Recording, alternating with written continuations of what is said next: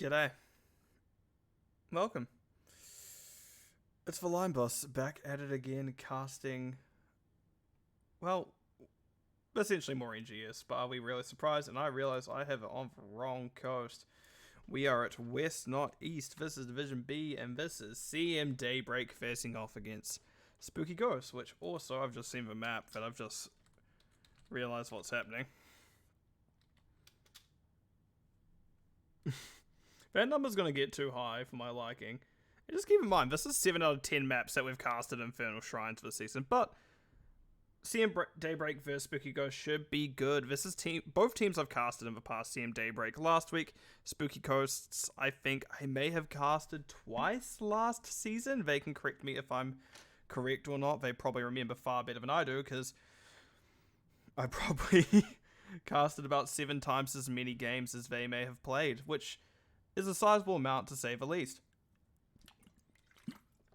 Anyway, I don't know who got map pick, I don't know who got first pick, I do not look at that stuff, so I don't spoil myself a series, but we can see that CM Daybreak had gotten rid of both the Braxis holdout and Towers of Doom, which I don't know if I can cast them again after a Baxis brand, but we do see Spooky Ghost band up the Cursed Hollow and Sky Temple, leading us to Infernal Shrines. What a surprise. Right, so I'm going to be opening that up in just a few moments. But I'm looking forward to this. There are a few players I do very much recognize here. Both of that are very good, not... And some that just mean a little, except I don't see the Memerin. I don't see Weenus. Yeah, so it should be a good time to say the least. It is loading up currently. We'll be in there shortly. And then I'll get the introductions for the teams done. And it's going to bloody tab me before I can push the stinger button, because it's very good at just fooling me. Let me see if I can do it. I was so good at it this time. Right. On the left-hand side, we do have the side of CM Daybreak. We see Aura on the Sylvanas. I do like Aura Sylvanas. Also, Rackham on the... That just fell off my desk. Rackham is on Stukov, Aaron on the Muradin, Imtino on the Sonya, and Tiger is on that The battle begins in Jaina. You know, on the other side we do have Rift Junkrat, who's going to go bottom and make sure there's no cheese going on. Eric with a K on the Dahaka, I think, because we have Rogoth on the Melganis, that bad. Little Wolf is on the Brightwing, and Calidus? Well, they're on the Kerrigan either way. I do like we do have an early split for the side of Spooky Ghost. They're just setting up ready to get siege, ready to get soaked from the outset. So they don't necessarily want Jaina to stack early on. But I do see Imtino is up there now. Does get hit with a nice tongue by Eric with a K. Eric with a K honestly going to be getting a pretty good start into Sonya, because Sonya can be a little bit of bully, but Dahaka, as we all know, is such a good offlaner in the current state of things, yeah. We do see Aaron is rotating down. Does throw a hammer in a bush. Barely too early, actually. Rogoth nearly got hit by it, but ultimately we're fine. And we see Rift considering starting bottom camp, as will be up in just a few moments. Once again, we see a very tight 2-lane rotate by the side of CM Daybreak. Spooky Ghost being a little bit aggressive into Aaron. Aaron not being able to go too far too quickly. And now it looks like camps will be started for both teams. So, to talk about what talents we have so far, we do see Jaina is stacking Fingers of Frost, as well as that Frostbite at level 1, Muradin is Hammer, and Dahaka is still having a good old think about it. He's like, oh, maybe guys, I don't know yet. We'll figure it out soon enough, but not at the moment. So Eric of K having good consider of things. Rogoth does get a few little swipes and a little bit of sleep onto Muradin. It is nap time for the dwarf. He is getting quite old now. So old he turned into a giant crystal rock thing at one point.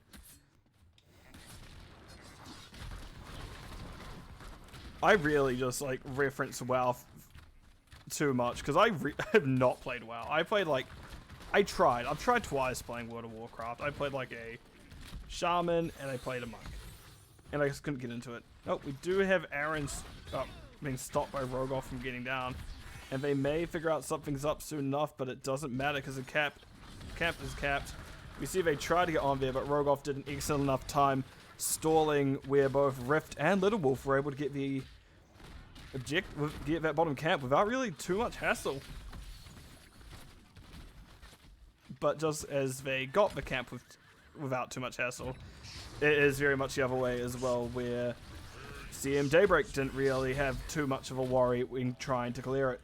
Speaking of which, clearing, I wonder if she is Q. Yep, we do see the Q build on Kerrigan, so Sharpened Blades will be popping off later in the game. We see now both teams have rotated up. They're doing their respective cants. Bruises picked up first by CM Daybreak, and Spooky Ghosts still working on theirs, so we'll come out just a little bit later. I was sorry if I sound a little subdued today. I was quite busy at work, and I am like, I could have a nap, but I want to get closer to my goal of at least 125 casts in a season. Well, actually, technically I only need to do 122, but 125 means I comfortably beat the record and probably cement it. Right. We do see some safe posturing by the side of Spooky Ghost. Aaron actually gets flipped in, does jump out before Rogoff can hit the ladder stun. And we can see here that Globals are making their way up. We see Eric with a K burrow, we see Brightwing teleport. Aura was stuck in the wrong spot, now actually gets pulled back in by the Dahaka. I thought she was out with that tongue, but no, it does not appear to be the case. As they are pushed out, Tiger in trouble, will go down. You also see that Mal'Ganis trying to sleep on his way through, all while Kalidus is doing that good old Kerrigan thing of Wing and Eing, making sure people get hurt, and ultimately will get out of dodge. And just what looked to be a good position for CM Daybreak has very much turned around to be a good position for Spooky Ghosts. And Aaron is asleep again. Aaron has not been able to move in a while. They do eventually get to jump out. Fortunately, it is a Muradin who has a pretty good escape, even when you have those sorts of combos where you just stunned, pushed, thrown around. Aaron's sitting in the middle of a sleep silence puddle, so we'll be fine. Imtano now the one in getting relatively low, but it looks like phase shift coming out. Eric with a K first. I think Rogoff may have needed that ball, but Rogoff can do pretty well at healing himself. Mal'Ganis is actually pretty good at that, and Aaron is tossed to the side. I do like the name is just Aaron. That's really funny in concept to me. Because like, as some people may know, I did make the team Greg, and that hilarious in concept to me, just that's the team name. So any just like single normal names, let's say. Oh, actually Eric with a K burrowing under the ground was the problem there, and well, as Muradin was able to throw the hammer over the burrowed Dahaka and hit Kerrigan square in the back of the head with it, and that is not what you want no matter who you are, whether it be human or weird, I guess, alien gods type thing, if I remember StarCraft lore correctly, that she just ends up being, quote, a massive problem, end quote. Right, that was actually a good cap on. Oh, that's unfortunate to see. That's very unfortunate to see if you are Sonya. Also, Eric of is like, oh, don't watch, but no, it's actually doing pretty well with the Dahaka so far. Getting the best of Sonya is not the easiest of times, especially if it's a experienced Sonya you're running into. Camp's being picked up by both teams. Had to mute myself to sneeze because I don't want anyone getting an earful of that, because that would suck. Oh, Tiger getting a little bit too aggressive. Eric with a K pulling them directly into towers, and that will be an unnecessary death on Jaina, let's say. Good sleep onto Rakim. Rakim getting out. Rogoff actually in an awkward spot. Swipe, swipe, swipe. Gets him out. Rakim in an awkward position. Thinking about Junkrat concussion mine, but ultimately will be fine. Kerrigan all the while still stacking. Once she gets stacked, that is actually something very hard to deal with. Also, just to note, we do have 10s now through for Spooky Ghost. We do see that Maelstrom, Kerrigan, Blink Heal, Brightwing, Mal'Ganis went Carrion Swarm. We have a Riptide, Junkrat, and Dahaka. Much like their level 1, is still figuring out what 10 they want. Nope, adaptation it is. Then we also have 10s come through for CM Daybreak. We have a Leap Sonya, we have Flailing Swipe, Stukov, Summer Water Elemental Jaina, Avatar Muradin, and Wailing Arrow on the Sonya. Nice hammer by Muradin, however, it is on the tank, so may not have the best of effects. We do see Muradin is once again in that stun combo. Leap barely hits Rogoff, however, Rogoff turns into a swarm of bats and leaves, and the water elemental also goes down.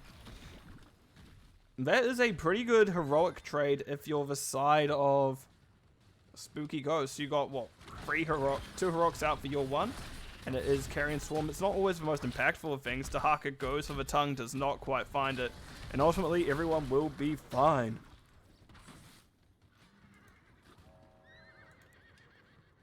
Oh, Aaron has found the enemy team, does get stunned once, gets stunned twice, 3 times, gets pushed into the middle of the team. However, it is an Avatar Muradin. It is not the easiest one to hit.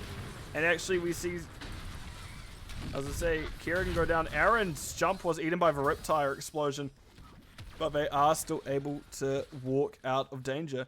And there's that second win, just basically slowly healing them up. Jump coming out, Eric with a K is the one in danger. We do see they pop there. W to get out of dodge, and they do.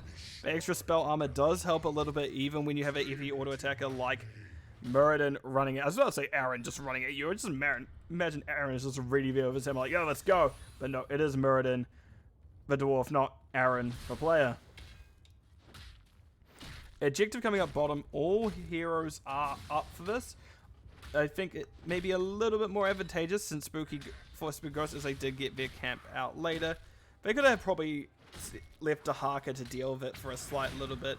Honestly, it will be fine here. Nope, we see Dahaka is going back. They have made that call. A little bit indecisive this near may cost them, because we can see now there is a lead for CM Daybreak on that objective.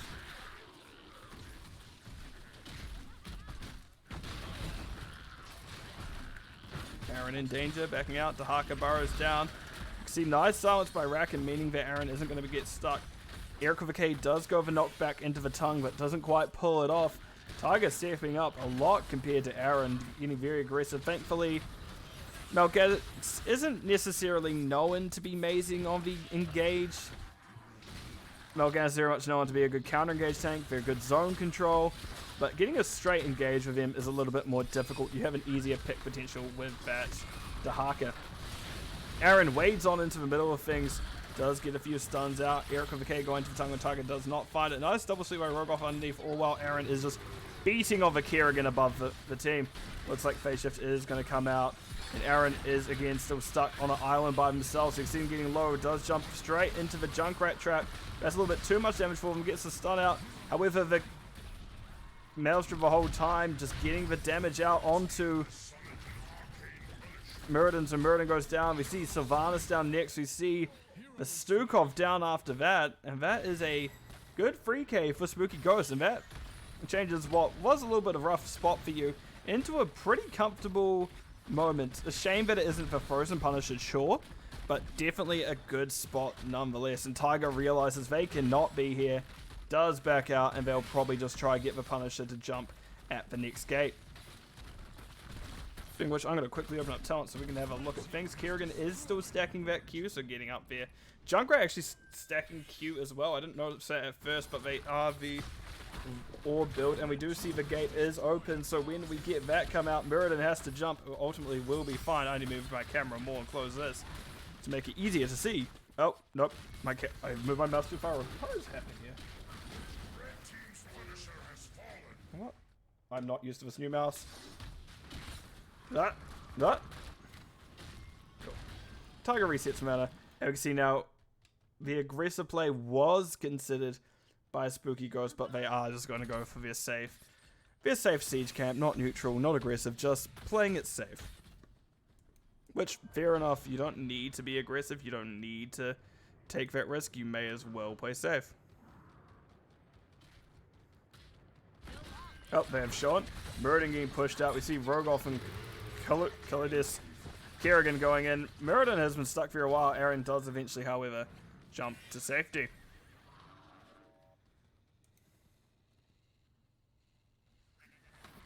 No, you do not see Mel often. That is true. Also, welcome, Voriel. Hope you're doing well. This is a replay, I should mention, just because most teams will not play at this time of night, despite me pestering them to do so. Most people apparently like a reasonable bedtime in NA. which I don't know why you wouldn't want to start playing a match at whatever time it is currently that I haven't checked. But no, nice jump by Muradin out there. Were tongued in, but ultimately we'll be fine. 16 advantage is here for Spooky Ghost. Yeah, I don't think you convince someone in the West Coast to start a game at 11 PM. 21-hour difference, I gotta remember that. 21-hour difference. It's a little bit too much to remember for my small peanut brain sometimes, but it is there, yeah. Alright, Sonya is calling to do top camp. Meanwhile, we see, once again, a gank just, like, considered mid. Rogoff and Little Wolf just sitting there going, we'll get him. We're going to kill him. But no, there won't be any follow-up for that, as we do see the team of, actually, CM Daybreak playing very safe currently. All 5 roaming together. You're not quite wanting to risk their own life. Eric with a K sitting up top right, ready to start their camp. And we see now there's a whole rotation. Look, I'm not going to force anyone to watch if they're tired. You're more than welcome to go to sleep. I'm here just to do it anyway. I'm not too fussed about it all. But we do see top right camp being taken by Spooky Ghost. Meanwhile, bottom left, we see that CM Daybreak is trying to get their way back in. They've only just hit 16s now, so they're finally on their even talent tier. Retreat ping coming out. Interesting. But no, wave being cleared. And actually, CM Daybreak is starting to catch up. But if there's a pick here, their catch up will be all for naught. But no, they do get out safely. Looks like they're going to want to clear that top camp. And Eric with a K does scout Aaron in particular. But I don't think Eric with a K quite wants to go in there. Next objective coming up, we do have a Frozen Punisher that is considered the strong of the game. Aaron barely scouts Eric with a K there, but we will be getting into the objective phase. Tiger thrown directly into the middle of things. Rogoff, however, starts for sleep, does not find anything. Pings coming out as they do note there is a Mal'Ganis in the bush and a Junkrat trap. Spear hitting Rogoff basically point blank, but because they are stuck in a trap, they can't really get anywhere. Also, you are correct, Rack and sleep is overrated, that's why I am here. Rogoff does get a nice triple sleep coming out. Eric with a K getting the tongue on to Stukov. However, the damage is very split. Not quite split enough as we see Dahaka goes down. Racken gets pulled back into Kerrigan's Maelstrom, but Kerrigan gets hit with the hammer. Silence coming out, doesn't go quite underneath Kalidas. Rift and Aura fighting all the while on the right side. Aura zooming around, but they are polymorphed. You can't quite stop a Brightwing, and that will be the Sylvanas forced into not moving anymore. Aaron actually, with that Skullcracker, cancelled Bats, so they will have Carrion Swarm back. And it is good to see you here, Rackham. I know you did say you're playing sleeping, but I do appreciate it. But as I said before, if you want to sleep, the cast will be here tomorrow. I do put up the VODs, as that is the best way to see things. Right, Aaron is going to get hit by that Punisher. Does throw the hammer at Rift. The Punisher somehow catches Rift on the backswing of things, just as it goes through Punisher directly onto that Junkrat, triggering the Martyrdom? No, it's not called Martyrdom. Dirty Trickster. Which Dirty Trickster is great into Leap, actually, now I think about it. Eric with a K burrows aggressively behind Tiger and Rackham. Didn't quite spot them. We can see all while that this Punisher is beating the fort. We do see Rackham getting jumped on. Aaron trying their best to hold out Rogoff, but they will ultimately be fine. Speaking of which, the building barely holding on. The Punisher didn't quite find it. Junkrat Rift already starting bottom camp. We do see Aaron once again starting this camp, but they haven't checked this bush safely. So Eric with a K can actually be an issue here. And just as that, we do see top wet wave did go down. Oh, Eric with a K has been scouted. They finally checked that front bush, and that will be really that objective done. Brightwing is playing safe and just backing out now, which good timing as Imtano is now there and may have made things a little bit of a hassle for Brightwing. Brightwing does have her phase shift off, so she does have an escape technically, but if it's cancelled by something such as Sonya's Spear or Leap, that's not something you can deal with. Tiger seeing if they can stop Eric with a K in tracks. Eric with a K does burrow after them with that move speed burrow, that tunneling claws at level 16, but they're unable to get on top of him. To quickly cap 20s while we are here, we do have Kerrigan getting close, but she did actually go Assimilation Blades, so I think it's auto attacks.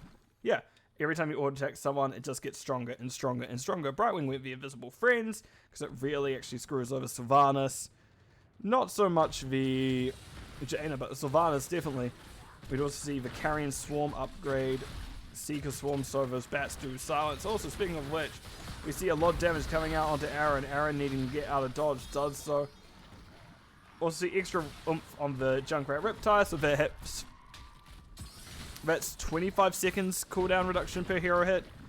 And Apex Predator from Dahaka, I guess you don't go isolation, you're not isolation, so you can't get contagion. You don't necessarily need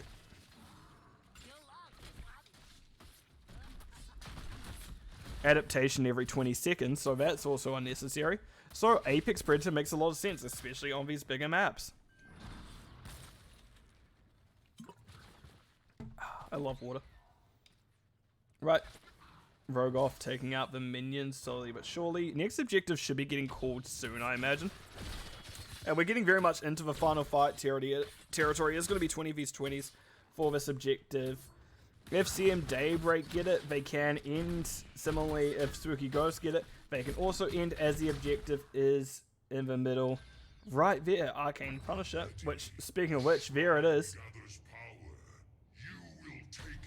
I am starting to get freakishly good timing at that. It is quite unfortunate to say the least, and we can actually see that Spooky Ghost is setting up here early. They're actually setting up relatively low compared to the objective, which Aaron is about to find out does get slipped out the back. That's a quick 2 asleep. Ref considers pushing Aaron in. Aaron does eventually get pushed in by the Junkrat, but ultimately they're just a little bit too far away for the team to follow up effectively. And that Dirty Trickster does a lot, but it did pop so Imtino can get on top of the enemy team, but there will have to be a quick disengage. Tongue coming out, Stasis coming out, and that is Muradin going down first. Tiger's in the middle of the team now, will go down next, and Kerrigan has just finished her level 4. That is still, however, a dangerous place to be if you're the enemy team. Imtino being chased by that blind is a bad map. Rogoff does eventually get it. Sleeps for Sonya, and Sonya now is one in danger, pushed back by Rift. Also, bottom Keeper's down, I should mention, which is not ideal. We do see the kill onto the Sonya there, and it looks like we are just going to get a call to finish bottom. Which I don't know why Dahaka went up, but we do see Eric with a K came down this time, and the core will start to be a hit, but I don't know if there's too much that the side of CM Daybreak can do here. Spooky Ghost seem to have it relatively in control at this point. It was pretty even for that mid-game, but it was, well, early to mid-game. But that 15 through, even was level 14 through 20, Spooky Ghost seemed much harder to stop than their day-breaking counterpart. So just like that, it looks like the first map of the series will be going over to the side of CM Daybreak. GG called by both sides. And I am on the wrong thing to alt-tab to. Right, in terms of stats, we do see pretty even stock between Sonya and Junkrat. Darker fell a little bit behind, but Junkrat was also picking up Soak as well, and Junkrat very good at it.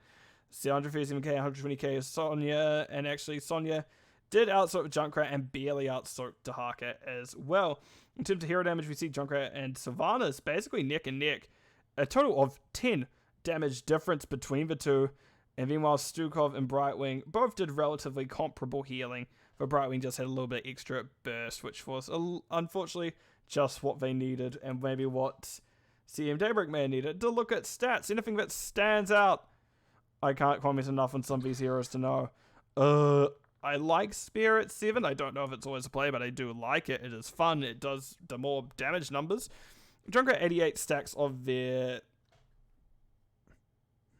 I was like, I can't remember what it's called. Taste for Explosion. So that is a pretty good step into that as well. Yep, Blinder's Bat. Everything makes sense more or less. There's good communication with Blinder's Bat as they did manage to chase down Sonya with it.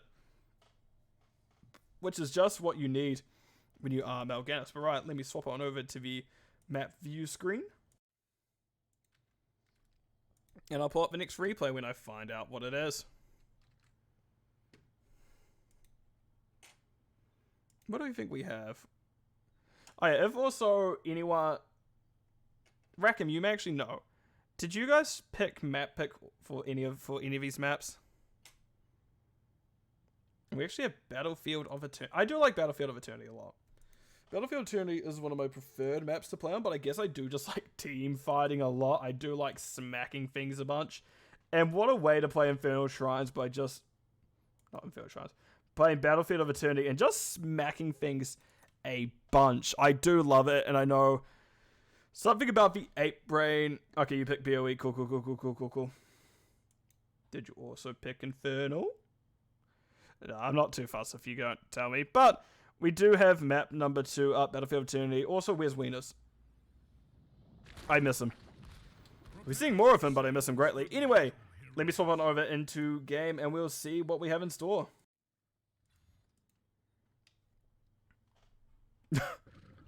Good to see Aura says no you as well. But we do see on the side of Spooky Ghost, Eric with a K is on Sonya this time.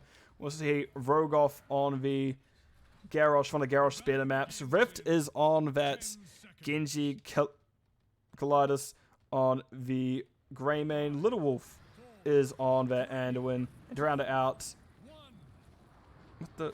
Rift is on Genji. On the other side, we do see Imtino on that. Artanis, please tell me you're right talent level 1. Good, you are right talent level 1. Tiger is actually going Rolling Thunder at level 1. Rift does get a little bit of damage on Tiger. Tiger's like, what the hell, man? Stop. That's annoying at best. Like, very little damage from his shurikens early on, but as you get into the late game, if you're stacking it, does very well. We do also see, yeah, as I said, Tiger is on that Thrall. Rakim on the Stukov, Aura on Vala, Q-build Vala as well, so very much leaning to that race. And Aaron on Muradin. On Muradin once again, and I do have to know, Aaron's been a little more reserved this week with their jumps, which, considering the first week, they're just going in. There was no direction but in for Aaron when it came to his jumps. It's a more protective Muradin style, especially into this team that can and will throw you to the enemy, to your back line, just to finish you off. And Aaron is aware of that this series, by the looks of things. They've been playing much safer. Nice hammer directly onto them. Tiger trying to get stacks from that Q when they can, which stat check, none. And all the while, we see both Sonya and Genji going top, but there's not too much you'd be wanting to do about. If you're Imtino, that is not a 1v2 you're wanting to take. But if they can scout that Genji's up there, that'd be a good time to do so. We see Aaron, Tiger, and Rakim all starting it. Rogoff wanting to step in. Nice use of the Frost Wolf there, forcing Rogoff out. The top camp is taken out, so Genji will be rotating their way down. Spooky, CM Daybreak are losing their time to get this. They do root Rogoff. Rogoff does get hit with a Q for efforts and will be forced out. All while Imtino has to deal with his camp with a Genji, with a Sonya, and just with their shields to protect them. Not the easiest place you want to be if you are the... I'm making like the blade motion of him just like pulling out the blades and dashing in. That guy. Artanis, there we go. So while we did see a pretty heavy siege top, bottom, it's a pretty good siege top. Bottom, we're seeing even better siege as they're getting a little bit more of it gate, but it looks like Genji is going to be turning to the fray now. They are going actually the deflect build. Not often you see that, but it can do pretty well. Muradin going that race. Aaron does pretty well with it from what I recall. Yeah, and it looks like there was a little bit damage onto the gates of Spooky Ghost, then onto the gates of CM Daybreak. But I do like there is a little bit more discipline when it comes to the camps from Spooky Ghost. They're on it early enough to where it will be getting pretty close to win this wave pass. However, for this side, what is this mouse doing? Sorry about this. It's being weird. So I miss my old mouse. I appreciate getting a mouse. It was greatly appreciated the person who did get it for me. Be like, hey, what do you need for Christmas? I'm like, a mouse. And they're like, no worries, fam, got you. I'm like, oh my god, thanks. I don't usually get Christmas gifts, so it's a weird one. Aaron gets a point blank hammer onto Kalidas. However, there's a little bit of focus issues here between the two as we see Aaron and Tiger going after different people. If they're both hitting the dog, Greymane would have died there, but Tiger hits a very nice double root to see if they can hold on. Rakim doing the best to let them live. And they do. Tiger, I don't think was expecting to live through that, but hey, if you can, you very much take those. You can see Aura's going to go for a quick reset. It looks like Rogoff had also done the same, similar for Little Wolf, as they're both getting their mana and resources back. Nice silence by Rakan. We see Vala all the while just stacking in the meantime. Like, yeah, sure, it's a very slow siege onto CM Daybreak's Immortal. But Spooky Ghost is slowly winning that siege. It's something to remember. Artanis did start racing top. We see Genji has been pulled up. Rogoff does get a nice throw onto Thrawn. That will be them going down. Calidus in danger. Rakan seeing if they can back out. And they do manage to do so. So now we will just be getting that full race. And even with these 4 heroes, it's very close in terms of race as well. CM Daybreak is basically neck and neck with the enemy team. Or it does need a half now to get that those resources back. But will Aaron be able to stall out? No, they will not do so. So essentially they may just eat the objective here. But it is the first one. You can afford to do so. The death timers are a little bit too low for you to fully get away with just fighting the whole time to defensive. So as we go on, it may favor CM Daybreak more and more. Or while we see the Immortal going bottom, the bottom gate far healthier than the top gate for CM Daybreak. Throw attempted by Rogoff falls a little bit shy of Aura and actually eats a lot of damage for it. Right, the Immortal is at the gate. Let's see what it can do. Rogoff falling just short with that slam. Aaron, however, standing directly in a circle. Not ideal. Let's have a look at talent, see what's happening there. Oh, actually, I'll just hold it at bottom screen because this is still going. We see the throw in by Rogoff. But Aaron does jump out pretty safely, however. Tiger putting out the fruit. Doesn't quite get there. No, they did also finish their level 4 route. They did go the Frostwolf pack. And they actually went the Ancestral Wrath at level 7. So that will make things a little bit harder for Rogoff to live through some of his damage. I also want to note that Anduin went Piercing Light. We do also see the... Why isn't Duelist Greymane? Not often you see that, but it is definitely something interesting to watch because it is quite a difficult one to pull off. If you can pull it off, you're doing great, but if you can't, it can potentially feel like a wasted talent sometimes, and hopefully, Calidus is very good at that Greymane. Genji is down now. We do see that there will be a full 4v4 coming out. If you're CM Daybreak, you really want to actually get this before level 4s come through. But if you're Spooky Ghost, you're fine just to posture and wait, spitting out a little damage at the time. Because Genji just kind of... We see Genji's core gameplay loop, literally. They jump in, do some damage, dash out, run around again, run around again, run around again. With the option of going top and harassing Imtano. And looks like it's the time to harass Imtano. Genji jumps in. We see a swap going on to them, but Rift will be fine. They do get the shields off of the Deflect. They did go that Reflect talent at level 6. It's not right, 7. Augmented Guard. It is technically still Reflect at level 16, just it is a... Deflect does 33% more damage as opposed to Deflect gives a shield equal to X amount of damage. And what will we get this objective? Level 10s are through for Spooky Ghost. So CM Daybreak really can't afford to be too brawly here. They may just want to trade a little, hard to say. We can see that the Artanis did go... They did get 10s. And they will be going in. Rogoff doesn't quite get the throw. They do get the throw now. Imtano is the one in danger. And actually, Greymane goes down before the light bulb can pop. And we do see now Rogoff in danger. Oh my god, my mouse went all the way over there. And we'll get out safely. Eric with K as well. And even Rift jumps out. But with the Greymane down, it is a lot harder to race on the Immortal if you are Spooky Ghost. We do see that Thrall has also gone top, as they are a little bit better suited to wave clearing compared to Imtano's Immortal burn being very high. Thank you to that amateur opponent at level 1. And Aaron's figured out someone's in a bush. Oh, and Aaron's figured out that they can get thrown. And Aaron actually does get out. The route wasn't quite there in time for Little Wolf, and that is exactly what you want to see if you are the side of CM Daybreak. You don't want to get thrown in and die. Pretty simple. Really, it is pretty straightforward. And Globes picked up by the side of CM Daybreak after all that. Yeah, I think I do bother doing one tonight. I'm actually tired, so I do the series and beating it out. Oh, okay, I'll actually say, you know what? If it's a 2-map series, I will do another. If it is a 2-1, if it's a 3-map series in the end, I will probably just go to bed after this or just go play with some friends. We see Tiger front over wall, and that is one person who cannot jump out, and we see they went down, and all while there is a ping going, help! Danger! Down here. Rogoff is just Beyblading middle of the team. I didn't even realize they were decimate, but there we go, the light bomb leap.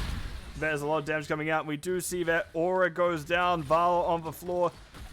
Not what I want to see. I like seeing Aura alive and healthy. And Imtno is just going to run at the bottom building. Good old run it down.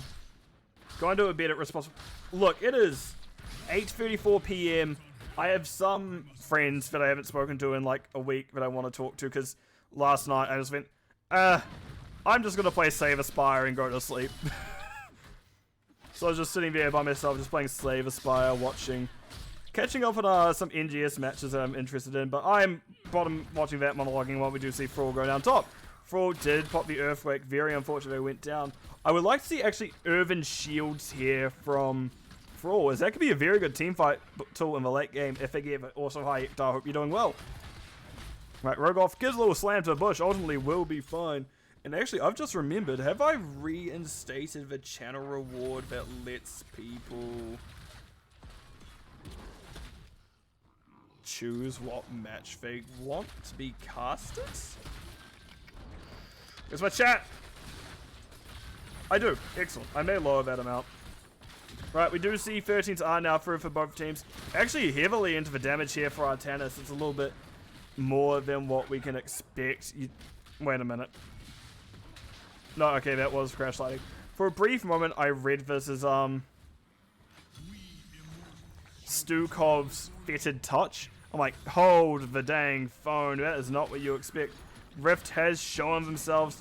No one has dismounted them, so they will get that leap cooldown if they choose just to jump on someone's head, go but, and then dash out. But no, they don't jump this time. They just push a quick little Q, so that will not be on the short cooldown if they choose to jump in now. Although we did see Artanis and Sonya was dueling bottom, actually it was pretty even between the two. That is what you want to see realistically in the Eternal Conflict. Just a pretty even trade, all in all. Immortal is going to be swinging at each other. Rogoff looking to go in. We do see him, little circle, little circle, little circle. Wolf thrown out by Tiger. Tiger will ultimately be fine. And Aaron now in position as well. Oh, Aaron gets slowed by Rogoff. We do see a spear come out. We do see Imtno considering going in. Rift dashes in. That's a nice triple light bomb by Genji. Directly on top of Rakim with the X strike as well. And that is the Stukov and Vavala going down first. However, Imtno, Aaron, and Tiger all a little bit harder to pop. As we can see, Sonya is for one in danger. Gets relatively low. Tiger now not quite wanting to be able to chase into them. Well, they do want to chase into them, but they're not quite able to chase into them. If I don't get a cast from Thursday, you know, okay, yeah, that's fair enough. That's fair enough, Hector. I wouldn't expect any less. Rift dashes in. Actually, Imtno puts him in spot above it, and Rogoff, however, just discards Imtno to the side. Not really want to deal with him. And the actual Ilarian will still be fine. The team didn't quite fall all in on it. Moist Venus. I didn't realize you were away. I've got 4 replay casts with them. Oh, Jesus Christ. I never said I would do them all on the same night, especially because I've got to pack that night to go for a quick little adventure somewhere. I do have to go visit a friend for a wedding, so that's where I'll be this weekend. So you can't expect them all at once. So please be a little bit careful with those points, because I may just make a note of it. A list of things to go later. Tiger gets thrown in. Does give a root off onto Anderwin before they can get hit by the light bomb. Flaming Swipes keeping Tiger alive. Nope. Rift does dash onto it. Thank you, Mockstash, for the raid as well. I hope you're doing well today and hope your stream went well. I guess I could keep going then if that is what is going to be happening today. But we do see now that is a quick 2 kill. Well, not really a quick 2 kills, but it is a good 2 kills for the side of Spooky Ghost. And they are, much like the last game at this point, starting to take charge of things. And this is exactly what I see. Genji does dash out to that wave, does get... I do like that 69 bits every time Venus. I'm going to be... Every time I see I'm like, ah, yep, that's Venus. 69. Nice. We can see that Immortal will go down. And the Immortal is over to the side of I don't have that command. I do actually need to do. Shout out. So I was waiting until the end of that little moment. Mock. Red team has destroyed a fort. The demon approaches. Oh, it's not going to be nice to me, is it? I'm still bad at the shout out thing. There we go. I'm bad at it. I remembered it in the end. Oh, Rift actually did go for the dash light bomb. We did see that it wasn't quite in the correct spot, though. They were a little bit too far away. And we can now see that gate slowly going down. That tower goes to full.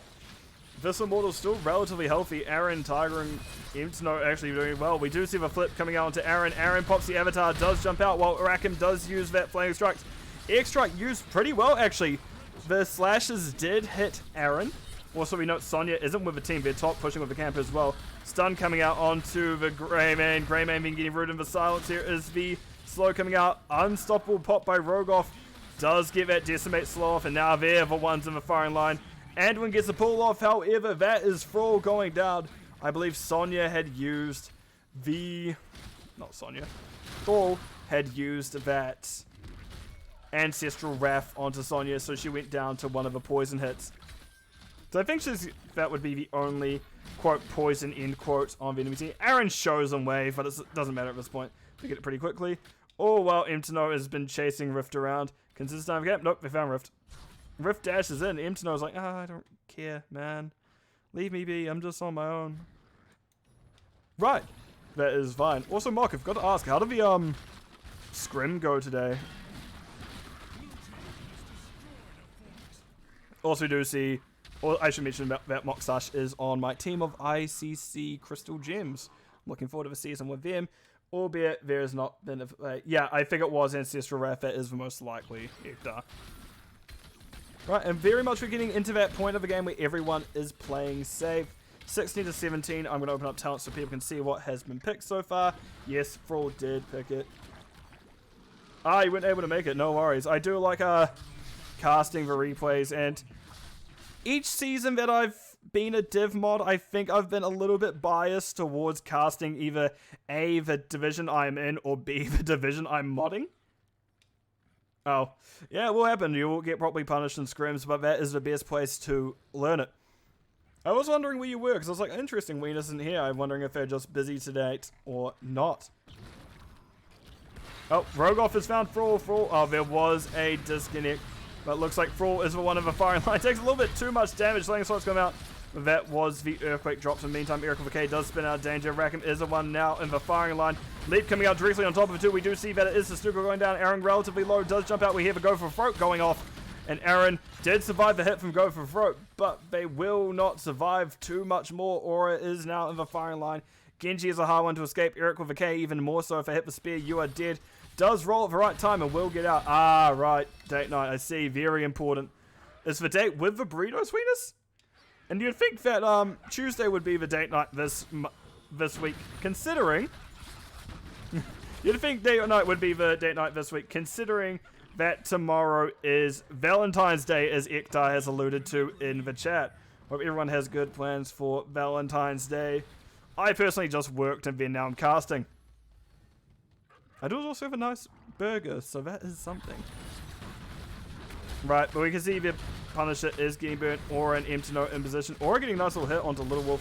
Rogoff getting a throw out on Imtno and immediately just dashing in. And we can actually see the side of CM Daybreak saving the Immortal just a little bit longer. Rogoff actually the one with the light bomb on him. That's not really ideal. If you have inner light at level 20, that gets really good if you can get a 140% move speed onto the garage, but if you can't, it's not quite as good. You know what, Moist Wind is fair enough. If you're having Valentine's Day anyway, may as well. You see Imtno is in danger actually in the middle of the team, and the race was found by CM Daybreak as they're going back. We see that is Greymane just clearing things up. You can see what Rakim means by Valve and Genji Nightmares. They may also have a little bit of Greymane ones after that as well. And that is once again a double kill looking like to be... Oh my god, Tiger. Hopefully Tiger can waste enough time. Oh, throw comes out. That may be all she wrote. As Tiger goes down. Did stall out the timer a little bit. But ultimately will go down. And it won't take too long for the side of Spooky Ghost to get back to this Immortal. 20s are through for the side of CM Daybreak. And we do see Inner Light at level 20 from Anduin, just as expected. So what is potentially 140% movement speed, Garrosh is quite a threatening concept. Wife and I are getting a nice romantic trip to the tent. Hey, look. Dental care is important even on Valentine's Day. Especially on Valentine's Day, considering if it's your partner. But no, it's your dog. Gotta look after your dog. And Valentine's Day is a pretty good day to remember. Time to get that dog checked up, right? Alright, we do see now the Immortal slowly getting beat down. Aaron is in an awkward spot away from his team. Root does find them trapped in the middle of things. Silence Pool coming out, however, from Rackham. Rackham saving Aaron for all they can, but no, Aaron goes down. And now we have a, well, what will be very soon a 4v5. The Immortal goes down now, but is that an end for Spooky Ghost? No, actually, we see Sonya going down. That may be the turnaround that they need. Rogoff does get the throw onto Emtino right as Anduin pulls him. So Rogoff gets to live-ish. They are still in danger. Tiger gets some move speed out. We can see Aura keeping up as well. Every now and again getting an auto attack off. We can see the Q, roll, Q. That is a lot of damage coming out of Rogoff. If Swap comes out, the Silence Pool directly under them will go down. Meanwhile, that is them going down. Anduin uses their pull. Little Wolf is the next one in the firing line by the looks of things. If you're Rift, I think you need to stop Emtino from chasing. Little Wolf does have that move speed with W and are going to be fine. Actually will be fine, but now we're in a position where if you are the side of CM Daybreak, you can keep pushing. You don't, the other team of Spooky Ghost really doesn't have a front line to keep you out, but it does appear that CM Daybreak's going to play a little bit safe. They're going to consider what they're going to do. They're going to get this mid-camp first. Light Wolf considering going in, throwing, no, actually, no, I doubt they consider going in. They're just throwing a W to see what was going on. So let's have a look at the 20s for the other side. We do see top off from Stukov. Orbital bombardment from that Artanis. I can never remember his name because like, you don't see him that often. So there's something like, yeah, I guess that can be the case. Yeah, Artanis is the one picked up. We do see now the team slowly pushing through. You know what? I will do a second cast after this, I think, either way. And we see the teams backing out. Eric VK leaps, gets directly on top of Rackham. Rackham using those flaming swipes. And there is the Genji light bomb dash combo. Rackham going to continue getting out. Silence directly under Rift, but will be. Rackham still in danger, appealing the rest of the team. Rift decides not to chase him. I think if Rift stayed on, that may have been a very good fight for them. But no, we can see Aaron and Emtino chasing down the backline. Meanwhile, Rogoff truly is the one in trouble and will go down. And the second hero saying we see Genji going down next. Anduin not long after. They at least did get their not inner light, piercing light off at that level 4 to complete the quest.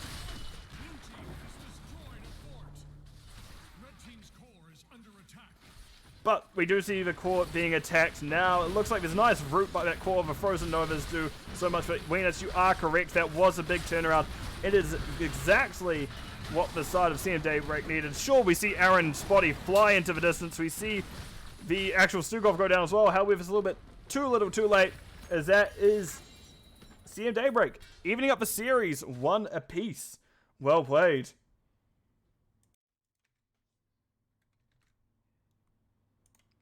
And CM Daybreak. So, in terms of talents, we did see Frog actually win a decent amount of stacking. It could have been closer. It started out relatively close. It was pretty even first 12, 13-ish levels, but when we hit 13 for map number 1, Spooky Ghosts did start to hit the ground running, and, well, Daybreak did have a little bit of a struggle to get back in it. There were moments where it looked like it was going to go well, but there's just a few too many picks found by Eric with a K with that tongue. Yeah, as Rackham said, it did get ugly late. But that was last map. This map did go much better for CM. They were struggling much like last map in that later game, but they did pull it back. Vala and Thrall, both pretty good heroes into the late game. Oh no, it was not particularly close until then. Spooky Ghost did feel like they had a decent lead. As you can see, Greymane had 25 stacks of Wizened Duelist. That is a lot, no matter which way you slice it. That means Greymane essentially hasn't died for a lot of the game. However, they did end up losing after, which literally, this last game did go well enough to show what exactly happens. You can just have one good team fight at the end, and it can all come crumbling down for you It does happen. It's very unfortunate. That took some stats. Anduin, Stukov relatively close again. Anduin a little bit more burst healing, but as the way it goes, as well as they do give shielding from light bombs, which we're getting a decent amount of shielding because of that Genji dash combo. Speaking, yeah, late game team fight super heavily weighted, and you guys are running a pretty heavy late game team. Tans did a lot of siege actually more than Sonya and Soak, even more so. But there was that lead from Spooky Ghost for a lot, so there wasn't that precedent that they needed to stay with him the whole time. And that is really the stats I want to talk about here. So let me go over to our map view screen, which I've been told that BOE was picked by the side of CM Daybreak. I don't know what map number 1 was, but let's look at what map number 3 is. And I don't know what that one is either. And it looks like we have Tomb of the Spider Queen. Or Tomb of the Spider Butts, as some people like to call it. So I'm opening that up now. It should be a good map to wind out, round up the series, as it is a fun little jaunt sometimes. CMD has won 100% of matches I'm not played in. Venus, you did also win your first first round of the season, so that's a bit hard to say to yourself, man. Back yourself. Put some, mahi into it. Just get yourself going. You are a good player. Do not forget it, or I will find you. Anyway, let's get into the series. Okay, Venus, that's a fair enough point there. You did win the matches with Peaches casting. Anyway, we are into the game. Rakim is on the Anduin, Aura now on Jaina, which means Tiger is freed up to go on to Vala, Aaron on the Inubrak, and Imtano is on the Imperius. And on the other side, we see a Sergeant Hammer. Rift playing that. Eric with a K back of the Harker. It did work very well first time. It should work well on this map. We also see Kalidas on the... What is his name? Daniel. Rogoff is on the ETC. Also excellent... excellent CC chain onto Aaron. Aaron hadn't used Burrow Charge yet. They do get out. Love me some Hammer. I love playing Hammer. I will say that I love playing Hammer. I like it when I have Hammers that I know on my team. Playing into Hammer, however, I would rather not. Because it feels like when I'm playing Quick Match, I will always have the bad Hammers. I will never have the good Hammers on my team. But if they're on the opposite team, I swear they are the Hammer that eludes everyone. Be like, oh, where are you going to find me? Where are you going to find me? Where are you going to find me? And they're a problem. Meanwhile, we do actually see Hammer is going into Imtano. Imtano, that's not a favored matchup as Rift does take down the Imperius. And they may need to figure out who to swap out for that Imperius. Yep, Venus, I am that Hammer. No, I'm not. I'm not quite that toxic. The Hammer is actually going to be a really difficult one for the team to go into. Tiger, hopefully... Oh, their auto attack build. This is not even really a good spot for them. You may want... There's no good... Hero into Tiger, that was a roll that you did not want as Rogoff reveals himself, and that is a stack of Gambit gone just like that. That is an oof I see from Mockstache, and maybe not the one you expected to give an oof to, but that is the one you are getting as Vala lost is unfortunate. And this is where I get to, yeah, Hammer can just do her thing this map. Meanwhile, we can see double rotates coming out top still from the side of CM Daybreak. And if actually you're CM Daybreak, you may even... you don't really have an offlane for it, do you? I was like, oh, you may want to double strike the offlane and just have everyone run at Rift. Which I still think you may want everyone to run at Rift post 7. But before then, it's just a little bit risky. Also note that top camp, right camp has already completed by Spooky Ghosts. And they will be pushing with it. And they can actually get a decent amount of value with it. Aura coming in from on top. Not really a position you want to be. Rogoff and Little Wolf can very much turn on you at any given moment. That sidewall was down. It makes it easier for you to slide by. You don't have to go for a gate. And you can see that this gate already in trouble. CM Daybreak struggling in this early game. We can actually see there's been a swap. I do like Aaron going into Rift a little bit more than Imtano, because you can at least have the Imperius as... I'd say Aura got baited, not Aura was the bait. But no, we can see now we're in a decent spot for the side of Spooky Ghost. But I do like the change to Imtano as the main tank, while Anubrak is the offlaner. Because Anubrak can at least get on top of Rift pretty well, get a double stun chain up. And that puts Rift in an awkward spot, especially if they're getting chased down by beetles, which you can see they are. Nice stun, nice stun. We see the damage coming out, but no, we see Rift just chases Aaron out, and once again, Nubrak isn't exactly known for playing well into auto-attack heroes, and we can see they're in trouble. Speaking of in trouble, there is a pretty good advantage in terms of gems for the side of Spooky Ghosts, as they are about to get hand in.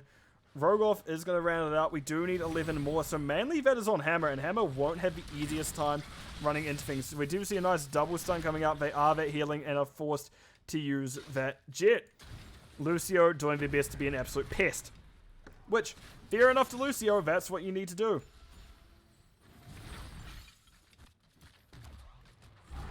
Right, we do see E dropped by... Yeah, no, I'm going to stop. I'm tired and already feel like I'm getting loopy. I'm not going to continue. But I will finish out the series, may as well. We are at the third one. And I did say earlier, if we do get to a free map series, I'll probably wrap it up afterwards, just because I do get tired nowadays. I feel like an old man. I understand how Venus feels. Like, oh, nope, tired, need sleep. In saying that, Venus is still up at, like, midnight. And also, we do see Aura going down top. Very unfortunate timing to lose that Jaina. Jaina is probably one of your better burns for your Mortal, and not quite one you want to learn. Tongue coming out onto Tiger. Tiger barely walking up out of the way of Rogoff. Nice slide by Rogoff. However, there... Resident Old Man Venus, you are correct. Rogoff wasn't able to quite find the stun onto Tiger, so Tiger gets to live another day. Jaina now has respawned. We see two dealing with Hammer bottom. This is not ideal to say the least. But as the map opens up more, it gets a little bit harder for Hammer to get away with things. We're at the point now where going to gank Hammer is the call. Right, we do see Tiger slowly dying of a poison, and that will be the Web Weaver going down top. Mid one, however, has already gone a little bit too much value. Lucy Little Wolf barely dodging the stun. Imtano not quite finding purchase there with the Eric of the K pulling the stun onto Aura, and Aura goes down. Rogoff running at Rackham and Imtano, not quite going to find anything as far as the damage has spread out. Aaron trying their best to clear bottom. They don't necessarily have a quick clear as at least, all while Rift is now in position. Are they graduating range? No, they are that movement. I understand. Right, Venus has just clipped me bullying him, is essentially what this is now boiled down to. You're welcome for that sound clip, Venus. I'm going to say it now, you're welcome. But no, we can see Aaron is pushed out by Rift. Rift sees Aura, however, that's not someone Rift wants to stay around for, especially if Aaron decides to stun them. So they do decide to bail. Keep in mind, we do now have also turn in for the... Aaron just found all the mines under the sun. Good. I expect as much. Aaron being chased by the bombs. We do see now that actually Rift may have made a little bit of an error with that one. No, they just take a decent amount of damage. Love you too, Winners. Takes a decent amount of damage actually from that. Aaron gets his turn in. And the Web Weavers... Oh, that's Imperious down. The Web Weavers will now be going in favor of the side of CM... I nearly see the old team name. CM Daybreak. Right, we do see now that the side of Spooky Ghosts are not letting off the gas pedal. They have 10 to go. Let's just get this building while we're here. We have our heroics. They don't. We're going to seal this fort before too much more can happen. Speaking of heroics, we do see the high five Lucio. We see that... I was like, Aaron's getting chased. We do see... Why, that closed out. I needed that. The fear from Garrosh, that horrify. We do also see Mosh ETC. Once again, adaptation to Hako. Not often that I do see adaptation. This is the most I've seen it in a season so far, which is about 3 or 4 times I've casted. Oh, nice spear coming out from Imtano, but however, high five means Little Wolf does not get hit by the follow-up from Aaron, and that will ultimately be what you want if your Spooky Ghost. That high five does so well in these situations. Also, I forgot to mention, I nearly called it what it's called in Doom. That's not it. Blunt Force Gun, however, is what it's called here. Blunt Force Gun picked up by the Sergeant Hammer. Other side, we do see a Light Bomb, and we do also see Eric of the K in a very aggressive rotation. But no, we do see Tongue coming out onto Imtano. Imtano in danger, was pulled to safety. Nice. Oh. Found Curse Bullet.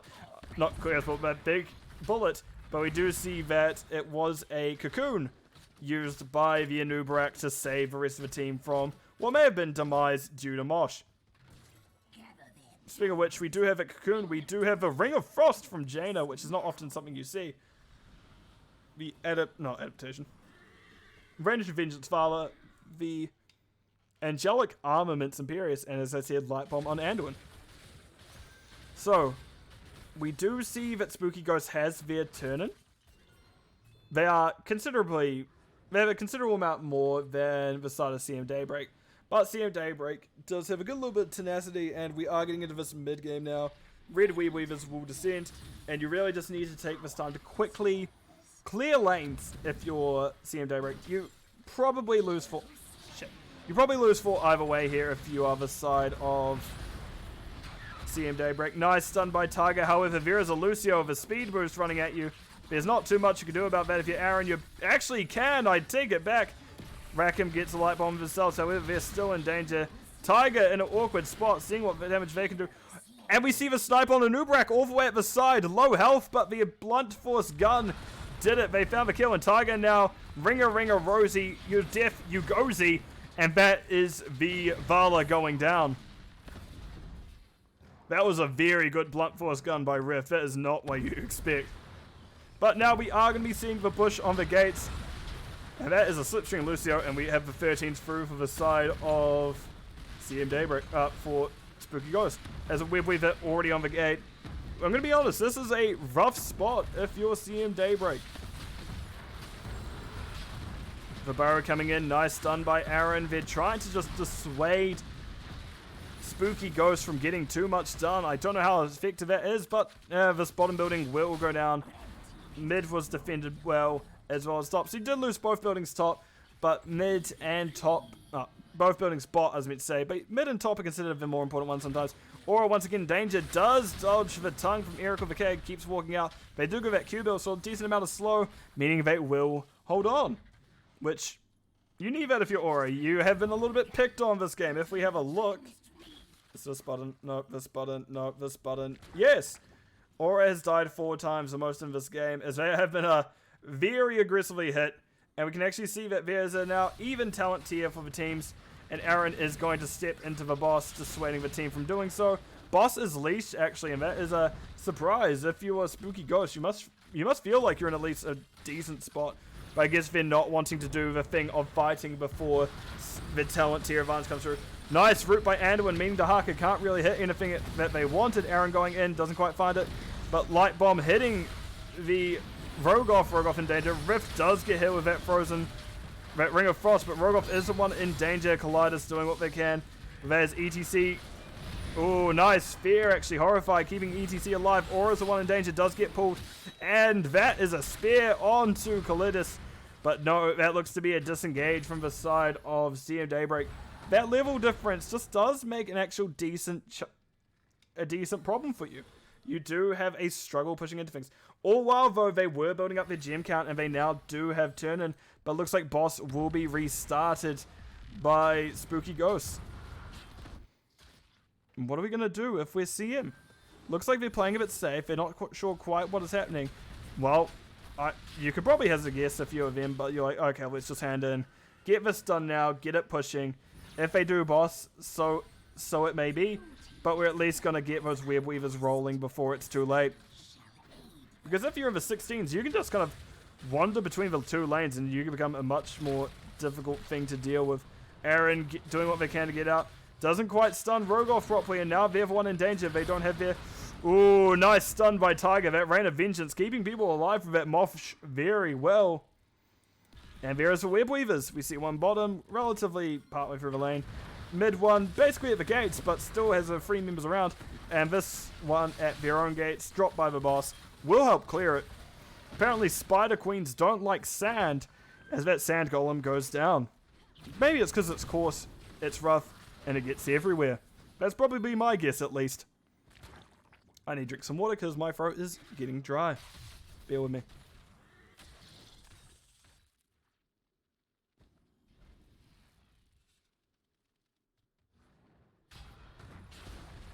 And we see that CM is going to play it a little bit safe. They know they're down that talent tier. They're going to rotate out.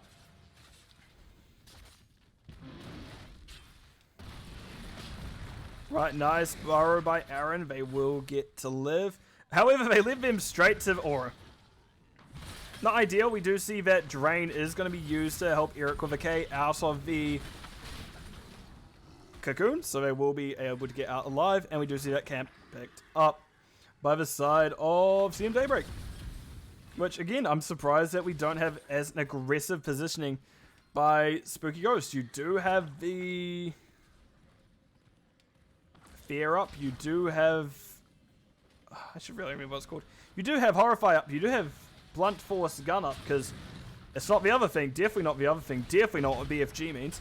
No, Blunt Force Gun, however, we do see that Handon is over for Spooky Ghost, and that is something that I don't know if CM Daybreak can effectively stop currently. They need those 20s, not 20s, they need those 16s, and they're just a hair's breadth off, but not quite there yet. Also, speaking of 16s, I'm just going to quickly bring this up. So we see Spooky Ghost, but looks like Web Weavers will be descending. Bottom wave will be cleared out. And meanwhile, there's going to be a decent push mid with that Bruiser camp.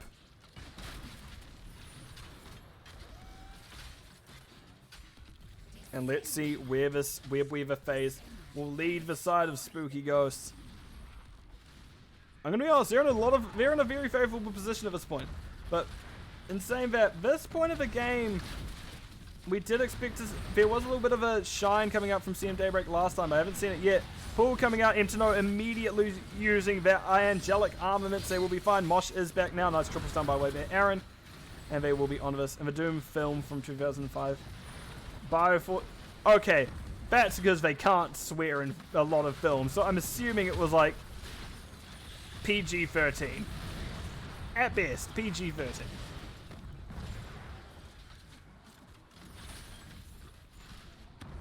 Because I don't want to swear. I don't want to say what the F stands for, but it's big effing gun. But right, no, we are going to be going back into things. I'm going to stop talking about Doom. I guess I should stop talking about Doom. Doom. I'm technically talking about a different game here, is what I was meant to say. And Aaron is taking a decent amount of damage, does pop that W. Little Beetle Scuttle out, is going to be ultimately be fine. Aura has defended top, I should mention, while there was that fight happening throughout mid the whole time. And really we're at the point for CM Daybreak where they need to find something in the next few seconds before... Did I say CM Daybreak? Yeah, CM Daybreak need to find something before too long. Because, well, Spooky Ghosts are that close to 20s. There's not going to be much they can do, however, by the looks of things. Rift considers going in, changes their mind. Yeah, CM Daybreak does have a rough one.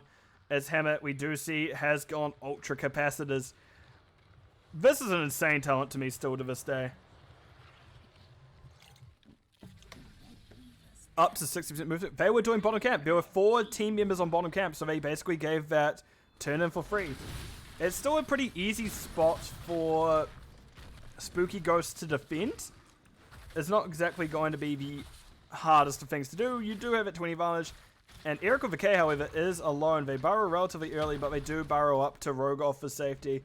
And if it was a chase, that may have been a very dead Aaron. So very good restraint is shown by them to make sure they aren't caught out there. I will actually show the Storm talents because it only just occurred to me again what I haven't noted myself. We do once again see Apex Predator from Dahaka, which I don't know if it quite matters as much on this map as others, just because it is a little bit smaller. Tiger rolls a little bit aggressive there, but ultimately will be fine.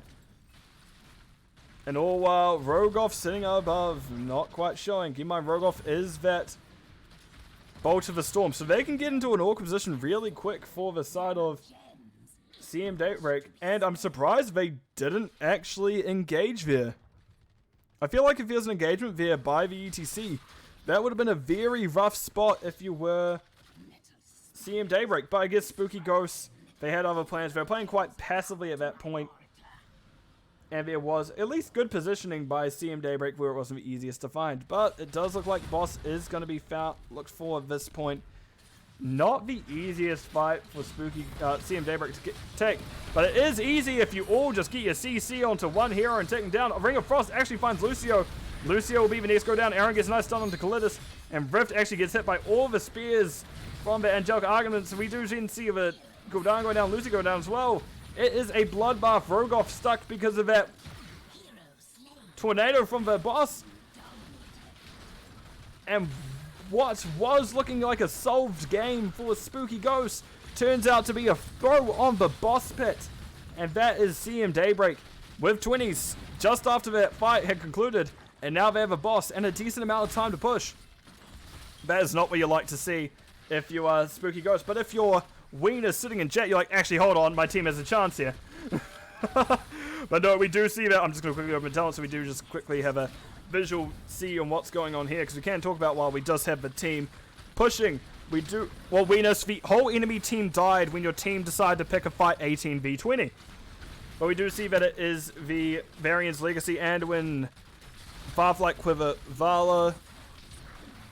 This isn't CM Beyond.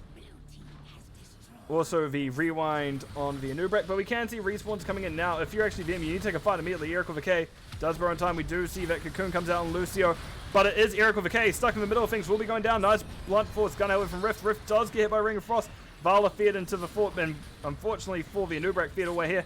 Anduin goes down, but it looks like that building is just going to be an all-in. Nice ice block by Aura. Aura goes down, does drop one last Blizzard on the core. Entino does what they can. They get the spears off, and that's a win for the side of CM Daybreak after 20 levels of punishment via the side of Spooky Ghost. CM Daybreak catches their big break and managed to get the win of the end, clutching out the win and the series 2-1. Right, let me look at recap, then we'll go, I guess, into the game summary screen and round it off, because it turns out I am pretty tired, actually. So let me go over to the game summary screen. Thanks, Voriel. Greatly appreciate it. Right, in terms of stats, we do see, actually, for a long time, that game was just 10 kills to none. Actually, it was very solid game by Spooky Ghost. Spooky Ghost played that early to mid game very well. Even the late game was played pretty well. Just one awkward boss fight where, as Ektar did note, there was one hero just a little bit late to boss and did go crumbling down. Anduin did have difficulty that game. Did their best and eventually came back in with one good team fight where a chain stun onto one hero was just a little bit too much of that light bomb. But the healing, Lucio has done, oh, not Lucio, I should say Little Wolf in general, has done very well on the healing in this series. And we can see it paid off, as they did get that, like, a large healing number, but didn't quite pay off in that regard. Other than that, we do see Gul'dan had the most hero damage, gave 50k. Tiger had the most hero damage of their team, but they did have difficulty stacking, just because when you are behind, as a Vala team, it can get a bit scary to step up to stack. And we see Tiger did struggle a bit there. In terms of Siege, Gul'dan and Jaina, both relatively close to each other, as they were kind of doing the double rotates, sieging well. In terms of Soak, we do see the roughly 14k of Jaina compared to actually roughly 14k by Sergeant Hammer. So pretty even stuff. In terms of talents, anything that stands out, strange hybrid build from Gul'dan, but I don't hate it actually. I quite like it. We do see that once they get that Q engine running, it gets pretty strong, but post 16. Vala had auto attack. Imperius went kind of more wave cleary talents, which as they subbed for the boss, but yeah, strong play from Spooky Ghost, at least it's small Ghost, but Spooky Ghost, yeah, definitely. They are going to be a team to watch out for. If they tighten up that late game, they will be a hell of a thing to deal with for Division B West. They've got to keep their eye on Spooky Ghosts. But saying that, CM Daybreak, much the opposite. If you can finish against CM Daybreak early, do it. But CM Daybreak has a very strong late game you somehow have to deal with that be the heroes. They kicked our butts for all but 2 minutes of that set. Yeah, you are absolutely correct, Nara. Also, welcome to the stream. I hope you're doing well today. So yeah, that was a rough finish for Spooky Ghost, but CM Daybreak is exactly what you want to see. Right, let me swatch on over to the map view screen. And let me just double check one thing before I do anything else. Will it be kind enough to show me? Where am I going to be? There it is. I just want to be in Yeah, no, I do wonder about that boss call at the end. If I was to ask Spooky Ghost anything, it'd be that boss call at the end, just because it did seem to be an unnecessary call. In all honesty, it wasn't quite the necessary call. They did make it, and we did see it was going well up until there was just that one large chain CC on Dahaka, and I think I understand what it means now when I saw in the chat. Where was it?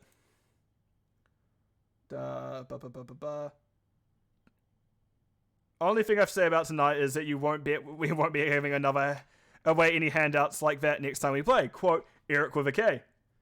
Up 20 seems safe-ish. Yeah, up safe-ish, but yeah, if one awkward fight on a boss takes you out, because we can see tornadoes interrupt. The boss in this map has a fun tornado ability. It can very much make things much more awkward than you would like. And we can see that it did make things a little bit awkward as the ETC did get pushed around a little out of position. Yeah, I'd say there was a decent argument for never bossing. I'd say if you maybe had 4 people, but usually 20s is safe enough, but it's hard sometimes when the boss is such a far-reaching ability, such as the Sand Golem, and really that one thing didn't... I swear that, of all things, it is this one that doesn't pick up. Yeah, 2 kills sort of safe minimum. You can, some comps, you can absolutely get away with it when there are 5 people up. But there's some compositions that can absolutely burn through bosses. Like, there's a map the other day where there's a grey main, like, heavy burn comp on Braxis. All the team had just shown top for the lane on Braxis, and then the other team went, cool, we're just going to do boss, and did it in 7 seconds, something like that. Nowhere near long enough for another team to rotate onto the Archangel and get a good fight with it. But right, that will be it for me for tonight. I do actually have to work tomorrow, so I don't want to ruin my voice before then, because I do need my voice for work. That may make sense. I didn't see it as well. It'd be something you need to go back to and watch if you are either of these teams, which I will be making sure the VOD is available a little bit after this. Just give me a few minutes because I am a bit dumb. But no, thank you everyone for coming along, especially considering I know it's what? A 12:15? So midnight on the... Thank you for cheering 69 bits once again, winners. Yeah, midnight on the West Coast and East Coast. I can only imagine it's like 3:15? Yeah, it's late either way from what I know. So that'll be it for me for now. I will let the people here watching go to bed as they were generous enough to be here with me anyway. So I wish everyone a good morning, good evening, good afternoon, depending where you are in the world, because time zones are one of those weird things that I will never understand properly. But I will see everyone in the Nexus. Good night at least, for now.